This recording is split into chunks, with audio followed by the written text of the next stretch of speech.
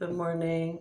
I'm going to start with the helper's prayer to lead, guide, and direct me of what I want to teach and what I want to learn today. And so, one of my mom's favorite prayers, I'm going to start with that. It's a helper's prayer out of A Course in Miracles. I'm here only to be truly helpful.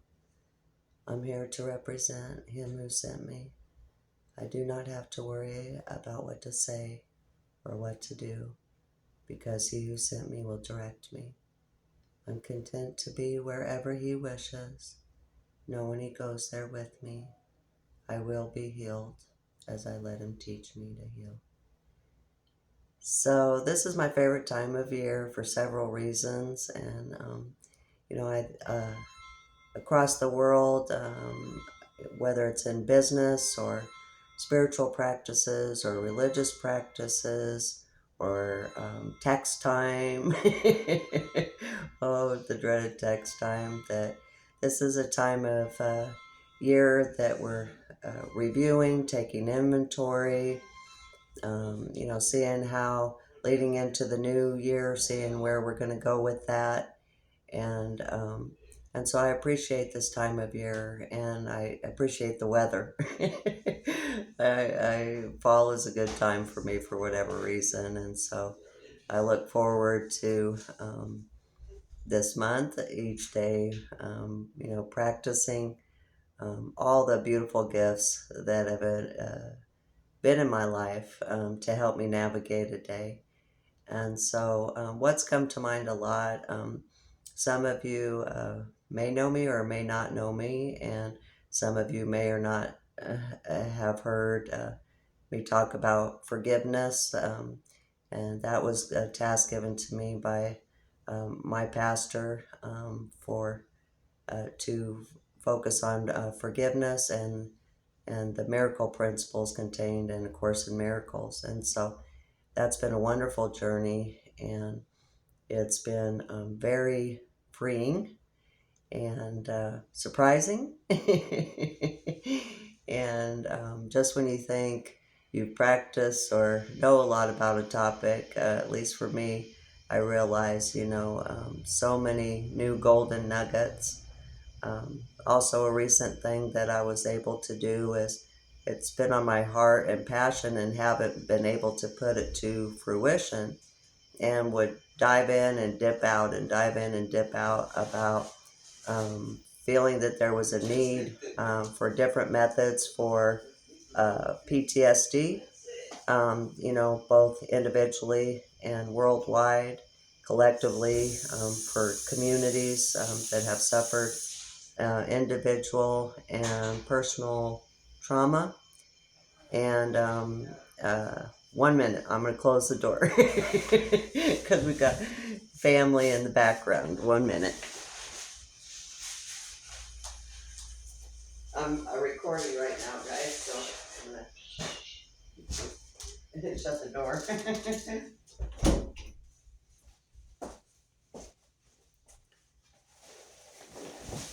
Okay, I'm not sure where it was at. I get easily distracted. Oh, PTSD.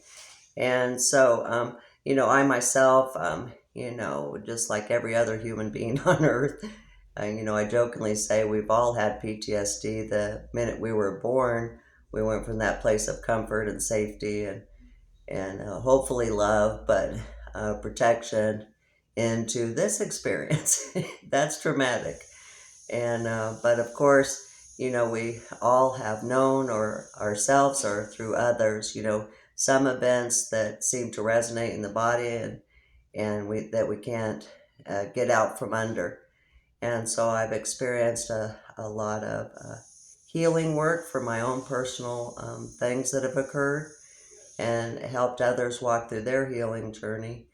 But it just seems like a hot topic overall, and it seems in some instances like it's escalated, that there's more traumatic events, more glaring examples, even on our planet, it seems, not taking care of ourselves and our planet and our communities for long periods of time and warring for long periods of time seem to resonate some pretty substantial effects that seem so overwhelming, and that what could little old me do about any of that? I barely navigate my own challenges, less the entire world's challenges.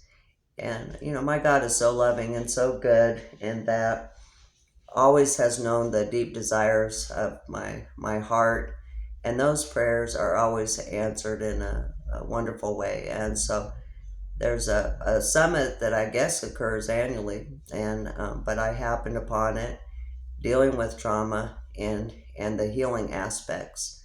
And these are great minds, much greater than mine, from all walks of life and professions.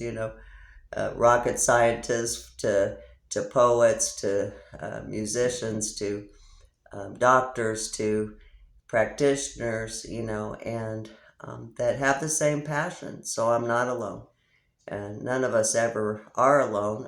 It feels like we are at times, and so we have this opportunity as individuals, as parts of our families and communities, and the little bit of the whole piece of the picture. And then oftentimes, if for like a small example, if I have a headache, I just think I'm a head walking around, and woe is me and my poor little headache, and that becomes my focus. One of my meditation teachers, I liked his example about if a predator is honed in on its prey, or if I have a resentment or feel that I've been wronged or my neighbor's been wronged and there's been an injustice to be served. So as a predator is honed in on its prey, I could go and tap it on the shoulder before it would know that I'm even there. And so that really stood out to me, because when I'm in that mindset, I'm missing the whole picture. I'm missing the delightful things occurring around me, the people that are suffering or could use some help, or the person that could smile and change my day. And so to get out of those lockdowns in my thinking and to be present, within myself, so even that can seem complicated. I think every human being has little bits and pieces of times where they felt connected to all things. Maybe even that occurred because of trauma. Somebody, had their parents fighting and needed to escape and didn't like how their parents were not loving to one another, and they found ways, in solitude, or to step outside and be with nature, or to step inside their bedrooms and start drawing, and so that's a lot of my experience. I have my parents to thank for so many different reasons, and I truly adore them. Didn't always adore them. It took some work, and didn't always see that they were the absolute perfect parents for me to navigate this life. And a lot of my spiritual practices, although I didn't think so at the time, did spring from that. Did spring from their arguments and wanting to withdraw, from their arguments and wanting to negotiate and be the hero, the savior, the peacemaker within their arguments, things like that. And so it's not a bad thing. It's brought a lot to my table, and when things seemed impossible to navigate, I was able to do that. And so I don't claim to have anybody's answers, and even my own answers can seem so elusive. The only thing I have is experience in some areas where somebody else might not have any experience in that area. But when I call for help in any form with sincerity in my heart, the answer comes immediately. Or when I'm ready to hear the answer, the teacher appears. And so back to the PTSD, it just seemed like, man, what an order. I can't help this situation. It seems to be getting worse. And the summit came about, and it was a packed, action packed. And, there for myself, I don't have that long of attention span. It was 9 days with speakers all throughout the day, and poets and integrative practices to do. And so I wanted to have it for later, to where on my own time or in my own pauses, I can reflect on some of its content and debrief myself, and practically apply it, where it can be utilized for my own healing or helping others to heal. And so, with the other thing that comes to mind is no time like the present. This present moment may seem hard at times for myself and countless others to attain. That there's always so many distractions or seeming distractions to take me out of this moment. And I had noticed throughout my life what A Course in Miracles talks about, a holy instant where an ancient hate becomes a current love. And so I could be sitting in front of someone, and just because of our skin colors and our belief systems and our political ideas, we would be sworn enemies, and have that all fall away, and recognize, the oneness there.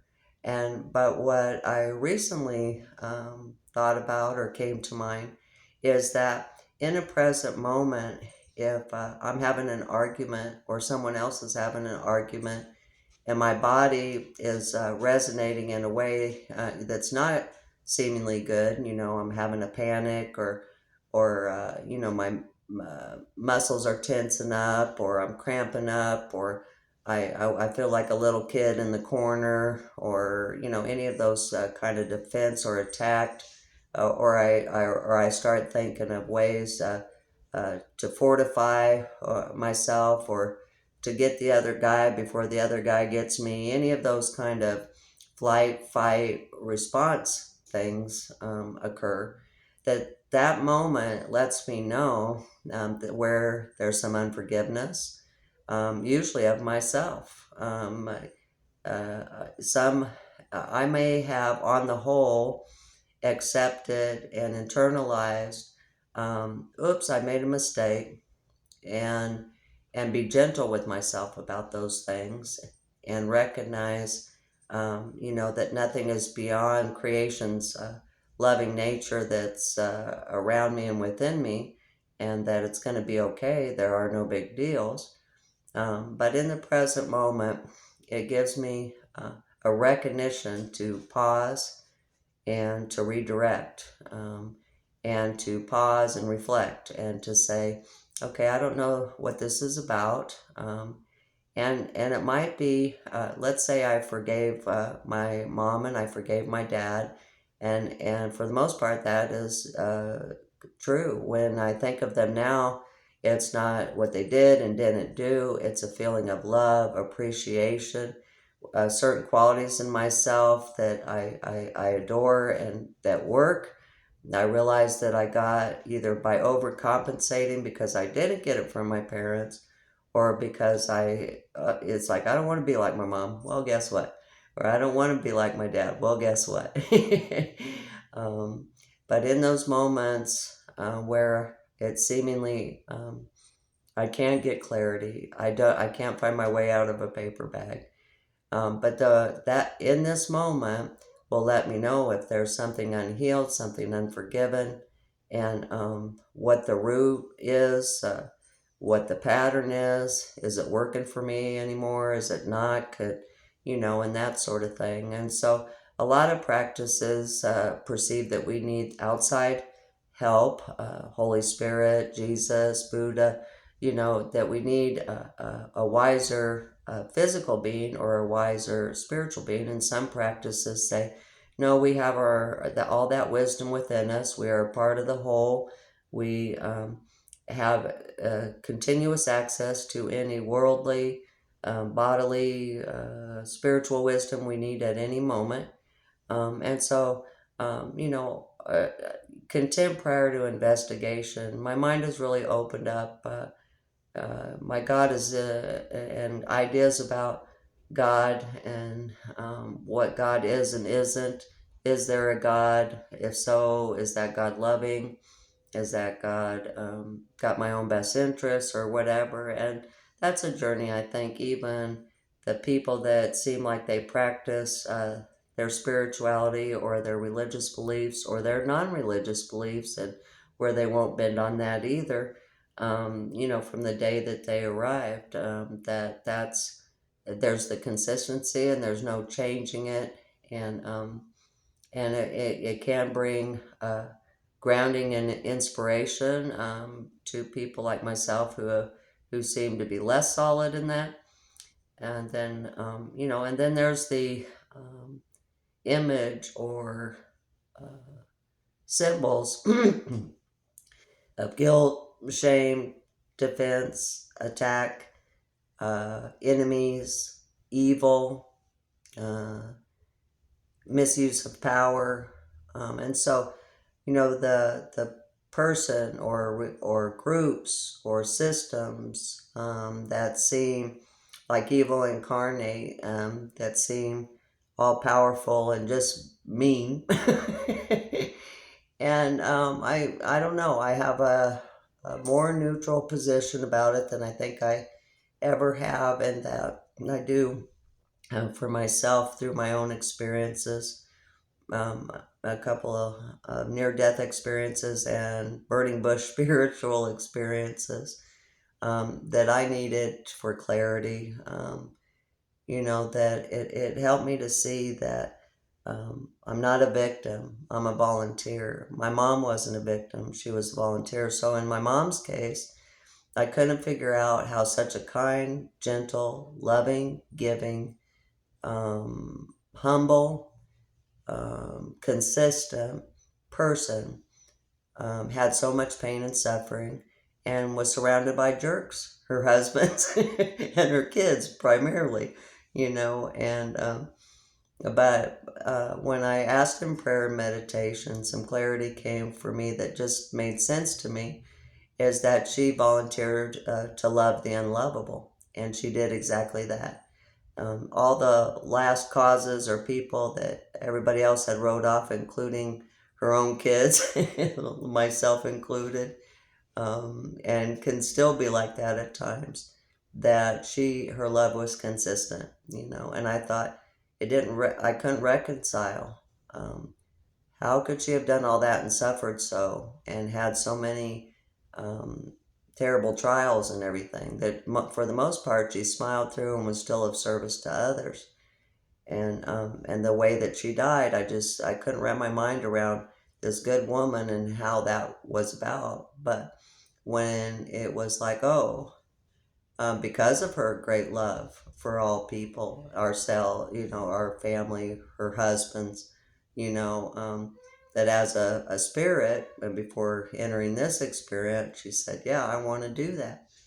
And so when it seems like my world is crashing in and things are happening to me and there's nothing I could do about it, and everybody's being mean with me and I'm being persecuted, and then I'm seeing all the symbols of guilt and shame of all my bad decisions and all my reckless behaviors, and taking my own self on a guilt trip, taking everybody else on a guilt trip. That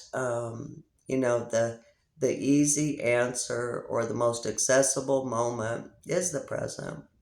And so if I'm able to, I like the 12-step programs. There's a lot of wisdom contained in there for me, and there's an area and a step that says when we're wrong, we promptly admit it, and then in the morning I pause, and in the upon awakening, I pause throughout the day. I pause, and at the evening I pause, and I review and do a check-in and see where I'm at, and what can be done in that moment.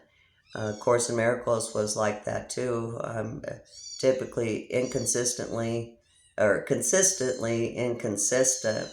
I've had so many planners that I'd get a planner to organize the 3 planners that I didn't follow through for before, which people are baffled because I was in the military, which was all about structure, but that structure came from the outside.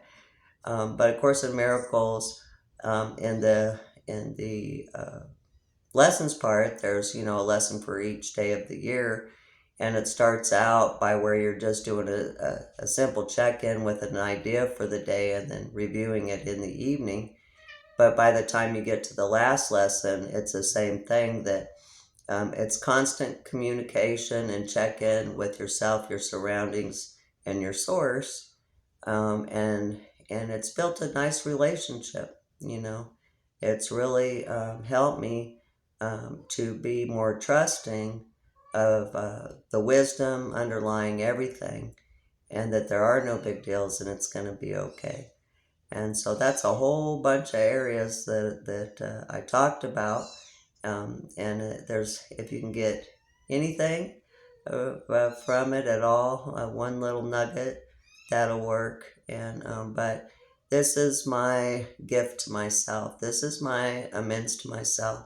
So many times my intuition told me not to do something, and I did it anyways. So many times my intuition has told me to do something, and I delayed or refused to do it. And so this format, it's like, anybody I see that's on video or doing selfies, it's like, that egotistical jerk. What do they think? What do they want money from me? What book or program do they want me to buy? And of course, that's a reflection of me, because I'd love to get paid for spiritual work. I'd like to have a boat and,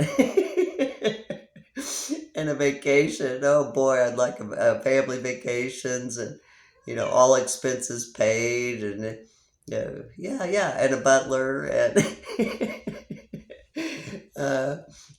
But overall, it's like, my